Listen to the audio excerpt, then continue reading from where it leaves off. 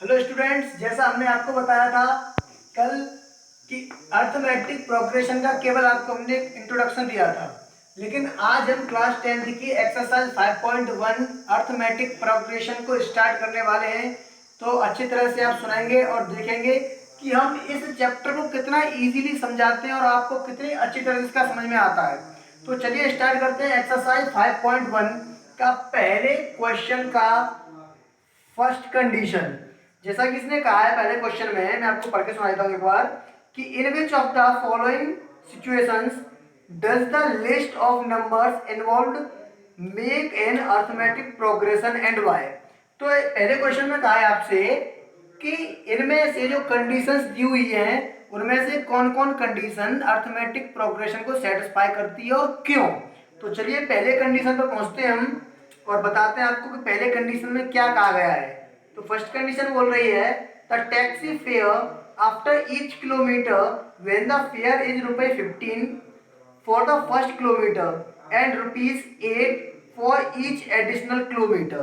तो देखो यहाँ पर कंडीशन में कहा गया है कि एक टैक्सी है वो फर्स्ट किलोमीटर के लिए चार्ज करती है ₹15, लेकिन अगर आप एक्स्ट्रा या एडिशनल किलोमीटर से एडिशनल डिस्टेंस से कवर कराते हो तो ये ₹8 एक्स्ट्रा चार्ज करती है पर किलोमीटर के हिसाब से। तो चलिए देखो स्टार्ट करते हैं। तो फेयर फॉर 1 किलोमीटर तो कितना है हमारे पास ₹15। अब इसने क्या कहा कि एडिशनल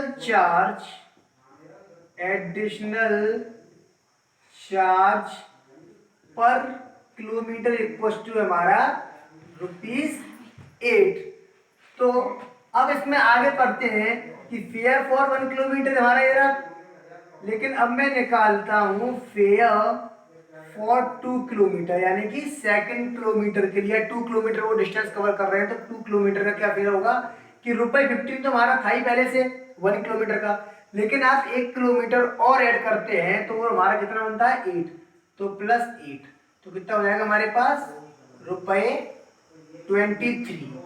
लेकिन अगर आप करते हो fair for 3 kilometre then you will get 23 + 8। ये 8 कैसे आया कि ये एडिशनल चार्ज है, क्योंकि 2 किलोमीटर का इतना और एडिशनल चार्ज 3 किलोमीटर का और लगेगा तो कितना लगेगा 8।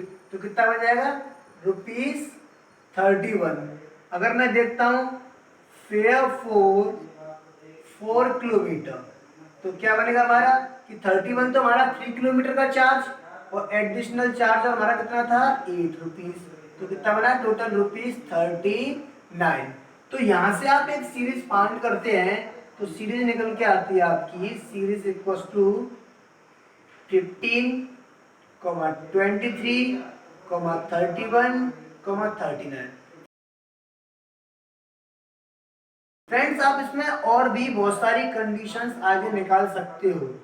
तो इसमें अगर हम देखते हैं तो हमारी ये निकल के आती है एक सीरीज।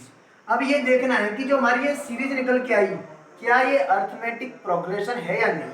तो मैंने आपसे कहा था ये हमारा फर्स्ट टर्म होता है, ये सेकंड टर्म, ये थर्ड टर्म, ये होता है fourth term.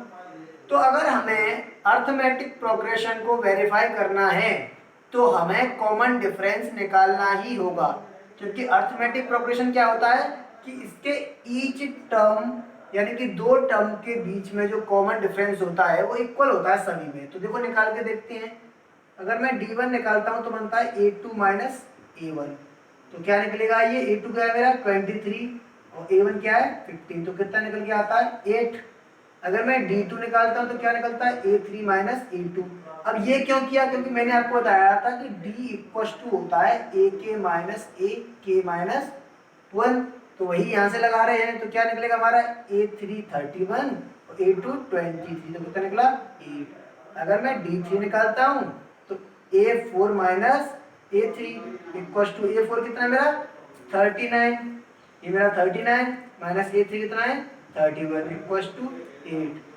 You will get D1 = D2 = D3. So you can say the series is in